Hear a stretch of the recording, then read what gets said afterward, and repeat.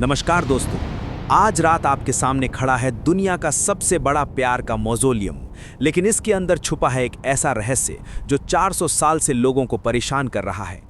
क्या ताजमहल सच में सिर्फ शाहजहां और मुमताज महल की मोहब्बत की कहानी है, या इसके नीचे 32 सील्ड अंडरग्राउंड चेंबर्स में कोई पुराना हिंदू मंदिर के साइंस हैं? क्या शाहजहां ने अपने लिए एक ब्लैक ताजमहल बनाना चाहता था जो यमुना के उस पार खड़ा होता?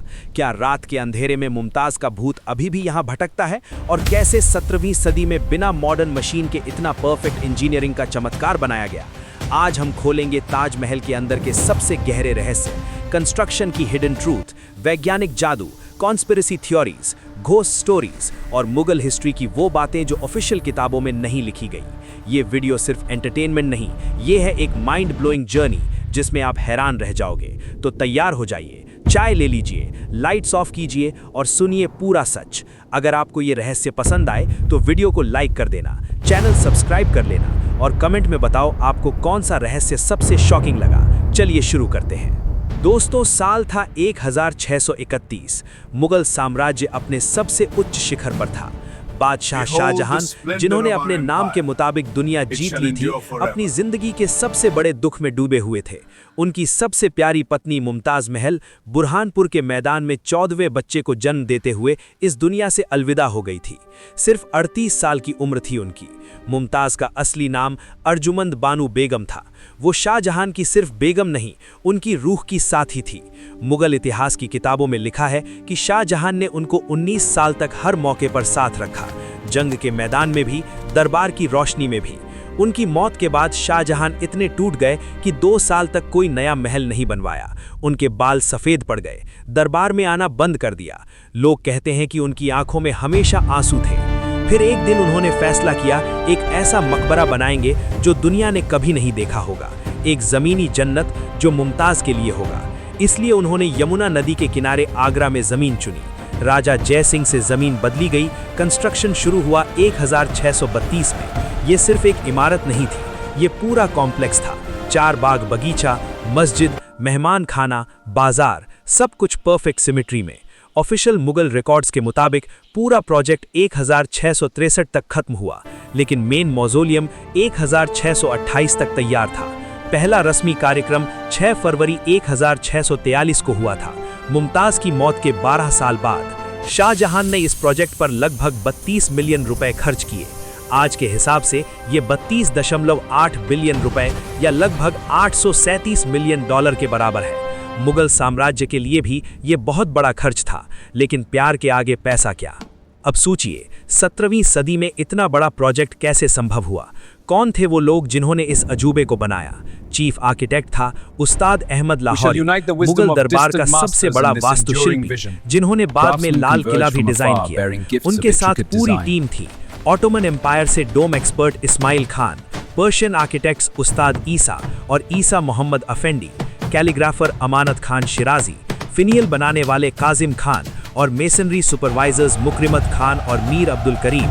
कोई 20,000 से ज्यादा workers Bharat, Persia, Europe, Ottoman Empire से आए। 1,000 से ज्यादा हाथी और बैलों के साथ काम कर रहे थे। मार्बल मकराना राजस्थान से 400 किलोमीटर दूर से लाया गया।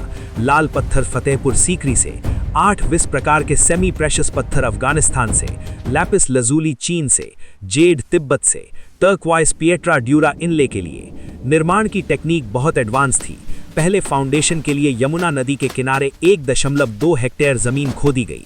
रेतीली मिट्टी को रोकने के लिए मिट्टी भरी गई और 50 मीटर ऊपर लेवल किया गया। टूम्ब एरिया में लकड़ी के खंभों को खोदकर चूना और पत्थर से स्ट्रॉन्ग फुटिंग बनाया गया। ऊपर का प्लेटफॉर्म ईंट और चूने के मोटर से बना। पूरा मौजोलियम बाहर और अंदर व्हाइट मकराना मार्बल से विनियर्ड है। कोर ब्रिक और लाइम मोटर का डोम 50 मीटर ऊंचा अनियन शेप का है। अंदर का डायामीटर 18.4 मीटर। फिनियल शुरू में सोने का था, बाद में ब्रॉन्ज का। सबसे बड़ी अफवाह थी हाथ काटने वाली कहानी।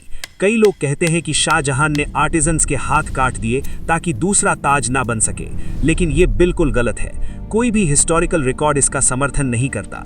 ये सिर्फ रोमांटिक कहानी है जो बाद में फैली। और एक और रहस्य, आर्किटेक्ट कौन था?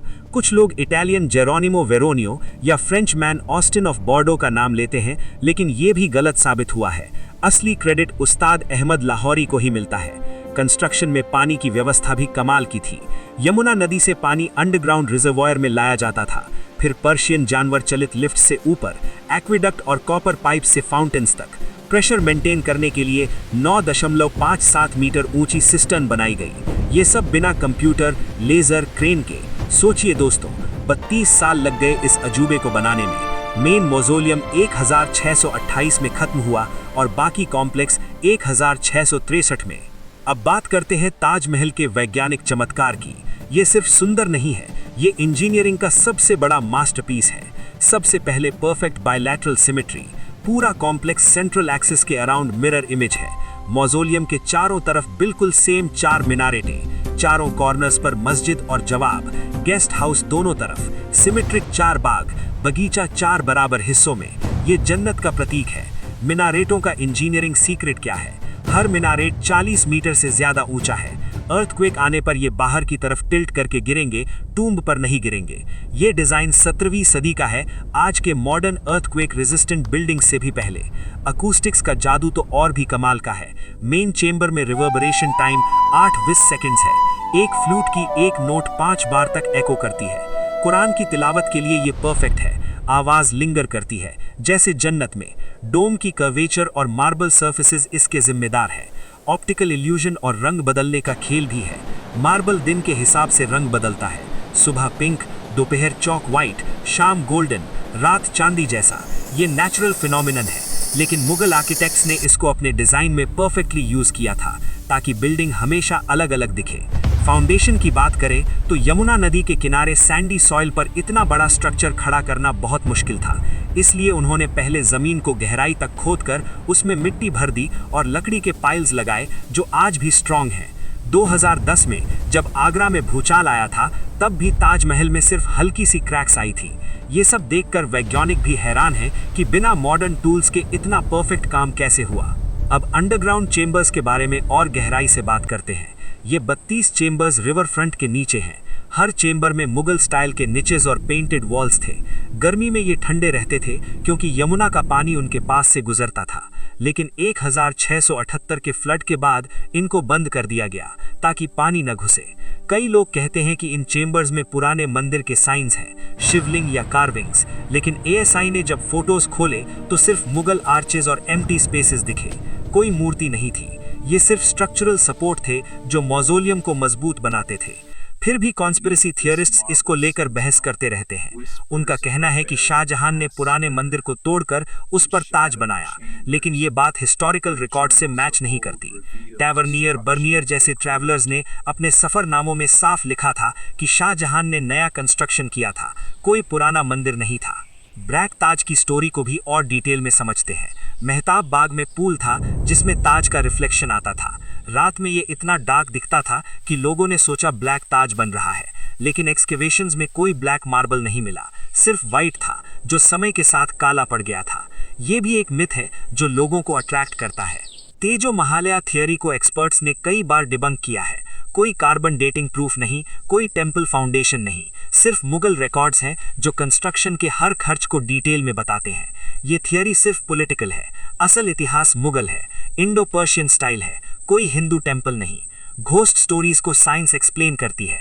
अकूस्टिक्स और लो लाइट में दिमाग अपने आप शेप्स बना लेता है, इसलिए स्पूकी फील होता है, लेकिन कोई रियल पैरानॉर्मल नहीं है। ताजमहल हमारे लिए एक सिंबल है, प्यार का, मेहनत का और ब्यूटी का। हमें इसे प्रोटेक्ट करना चाहिए ताकि ये हमेशा चमकता रहे। ये था ताजमहल का पूरा अंदर रहस्य, पूरा सच। अब आप डिसाइड कीजिए, क्या आप इस पे बिलीव करते हैं या नहीं। धन्यवाद सुनने के लिए। लाइक, शेयर, सब्सक्राइब करना मत भूलना। जय हिंद। अब हम ताजमहल के हर छोटे हिस्से को और गहराई से समझते हैं।